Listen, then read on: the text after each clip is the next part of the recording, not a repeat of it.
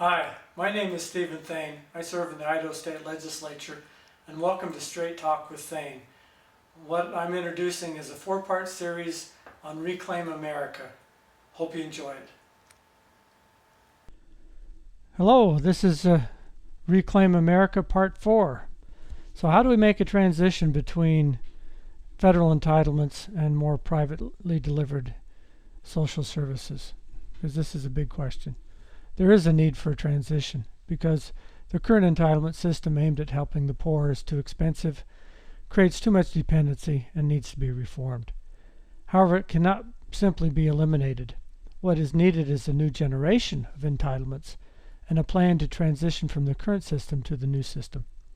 But the ultimate goal is disentanglement from federal entitlements. Replace federal charity and federal entitlements with private charity based upon social services delivered by the family unit and private charitable organizations. This will improve services and improve outcomes while reducing costs. Is it possible?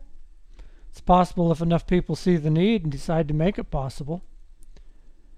So the foundation of a family-based charity is based on 4 foundational principles. First, invest in the family. Second, increase productivity of those receiving assistance. Third, focus on personal growth and accountability and goal setting. Fourth, an exposure to an assistance system that is uncertain, so people have incentive to get off of aid and become independent. The current system does not invest in the family or build family capacity. It actually invests in training for social workers and building government capacity. Current system does not try to increase individual productivity in most cases. There are a few cases where it does. It's based upon consumption, simply giving of material goods to people that need them. The current system does not focus or require individual growth or progress. It is content to let people stay in a state of perpetual dependency. The current system is a guaranteed safety net, and the new system is not guaranteed. Help comes only to those who put forth effort. Now there are exceptions. There are those that will always be dependent and need unconditional help. The very elderly, the profoundly disabled, and the very young. This discussion in this presentation is about the majority of people on food stamps and unemployment, welfare, and housing that are able-bodied but unwilling or currently unable to work. So the first principle is invest in the family. As we've learned that if all families were functional, entitlement spending could be basically eliminated. This would reduce federal taxes by income taxes by about 58%, since 58% of all spending is for entitlements. Lower tax rates would leave more wealth in the hands of families, which in turn would strengthen the family unit, which isn't what's going on currently. And there are 3 tools available to make this transition to the family. The first is place a limit on federal benefits. And the limits can come in several forms. The first is a time limit that an individual is able to access a program. For example, there could be a 2-year time limit on food stamps, a lifetime time limit. The second form of limits is to cap the spending for each entitlement program. For example, the Low-Income Home Energy Assistance Program now has a budget of $4.99 billion. Freeze the budget to this amount and then start reducing it. The second tool is optionality, which is simply to allow a family or an individual to opt out of participation in a program. Both the ability to receive benefits in the future and the current obligation to fund the program. The current entitlement programs based upon socialistic principles only function because everyone is mandated to participate. How many of you would opt out of food stamps, Social Security, Medicaid, or unemployment if you could keep the portion of your paycheck that goes to fund those programs? For example, let's say you're 35 years old and 15% of your wages go to Social Security. If you could keep 2/3 of that amount and only pay 5% of your wages in exchange for not receiving Social Security, would you choose that option? Should we have that option as Americans in a free society? The third tool is to redirect current spending that we're currently spending to the family unit. For example, there's a great need for early childhood education. Federal and state governments have been spending billions of dollars for decades on this effort to social workers. It costs between $7,000 and $9,000 per child for a Head Start program per year.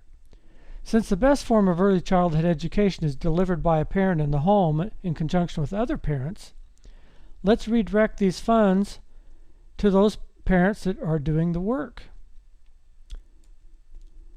We seem to have no problem paying a social worker. Why would we have a problem paying a parent if they do the same thing? In this way, funds can be directed away from the government to the family. So here's the numbers.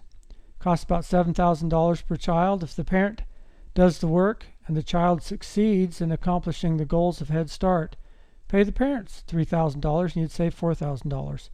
This would reduce the cost of the program by up to 50%, give incentives to work with their child, and strengthen the family unit. This is what I mean by redirecting funds to parents, but only for successful effort, and for reaching outcomes, not for effort, for success. This redirect principle could be used in many social program applications. The second general principle is to increase productivity.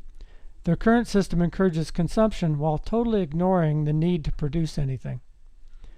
The economy is stimulated long-term by production, not consumption. So if we use food stamps as an example, the current food stamp programs gives food to the needy to eat.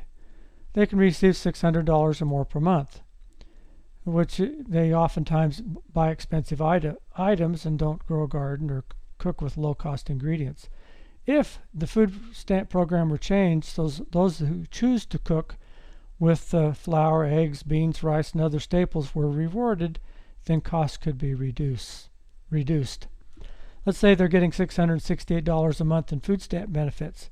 If they are able to save and only use $400 a month, why not let them keep part of the $228 that they saved because of their work? Reward work and production.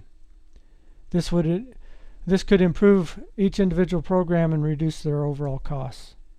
The third principle is to focus on personal growth.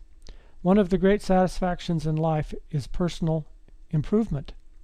In order to escape poverty, a person needs to progress, learn new skills, and improve. This is lacking in the current system. A person receiving aid should be required to set goals and make progress toward those goals as a condition of receiving assistance. And the fourth principle is exposure to uncertainty. A person will not make positive changes many times unless there's a possibility that the assistance will be cut off. I don't believe society has an obligation to help an able-bodied person that refuses to make progress or improve. Hunger is a great motivator, yet we seem unwilling to let individuals experience it, even if they choose it by their own actions. If there are no requirements for work, many people will gladly live off other taxpayers and not do a thing to help themselves. So let's transfer responsibilities back to the states, where the states can do it more efficiently. Allow the states to opt to assume social service responsibilities in return for the relaxation of federal regulation and the retention of federal funds generated within the state. Part of payroll taxes stays in the state to fund these programs instead of going to the federal government. Some will say, well, we can't do that because we're receiving more money than we send to the federal government. But the truth is, every state is a receiver state because of the $1.6 trillion deficit spending that's going on. We have to do our part to reduce the federal budget. So the summary of the four principles: invest in the family, increase productivity, focus on personal growth, and have exposure to uncertainty. Nice talking to you. We'll meet again.